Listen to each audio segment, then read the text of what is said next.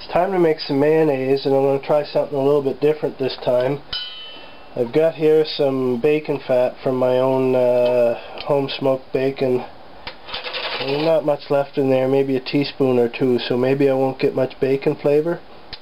What I'm going to do is I'm going to melt this in the microwave to get it liquid, put it in my measuring cup, and then measure up to the full cup with my oil.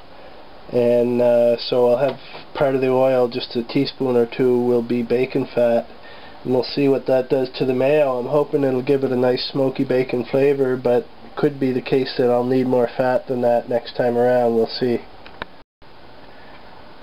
Okay, that was about 45 seconds in the microwave. It's liquid now. That's showing maybe 1/8 of a cup there, I guess. And I'm going to use sunflower oil because that's pretty much all I have on hand at the moment. Bring it up to my full cup. And, ooh, I was going to whisk that. Where's my whisk? So, just going to whisk that in together so it's one uniform oil.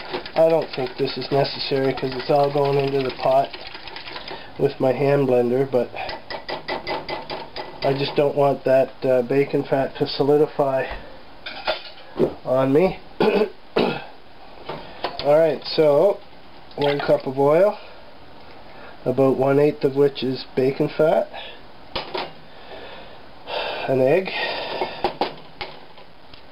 Now I crack it in here first, just in case there's any pieces of, in case I get any pieces of shell, which I did not this time. I'll stick that over there. And as we established in my other video where I showed you how to make mayonnaise, with a hand blender you don't got to worry too much about the order of ingredients and so on. Alright, so salt. We want 1/2 teaspoon of salt. Toss that in there. My recipe says 1/4 teaspoon of dry mustard. I find that too much, so I go with 1/8. The original recipe that I started out with says 1/4. So there's 1/8. And we need some paprika. Where did I just have it? I just had it here a moment ago. This is Hungarian paprika. I'm going to go with 1/8 of a teaspoon this time around. Actually, I'll go with a little bit less than 1/8 of a teaspoon. And I'm just going to, my recipe doesn't call for pepper, but I'm just going to put in just a little pinch like that.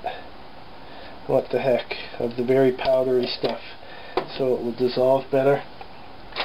And the only thing missing at this point is a tablespoon each of vinegar and lemon juice. So there's 1 tablespoon of vinegar, and here comes the lemon juice. And I forgot to get out my hand blender, so I will do that and reposition the camera at the same time and be back with you in just a moment. Okay, I have every reason to believe this will work just fine. Let's see. Look at that, turning into mayonnaise almost instantly.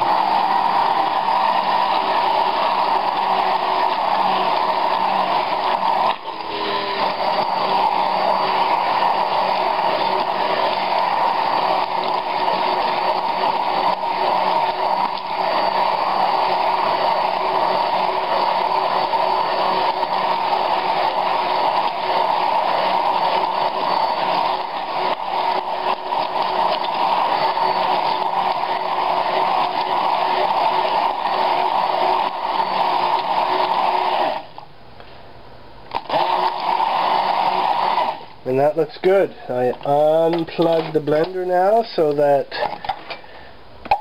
I don't get my fingers chopped off accidentally if I want to scoop that off with my finger, like so. It is unplugged. And I just plop that in there. Plop that in there. This is the dangerous part if you don't unplug it. It smells bacony. Not bad. It tastes bacony. I would say that is a job well done. Ooh, it tastes very bacony. 1/8 of a cup does the job. Woohoo! So there we go. It is 3/4 of a 500 milliliter mason jar of bacon flavored mayonnaise. Woohoo! Throw that in the fridge and it will keep for several weeks, certainly long enough to use it all up.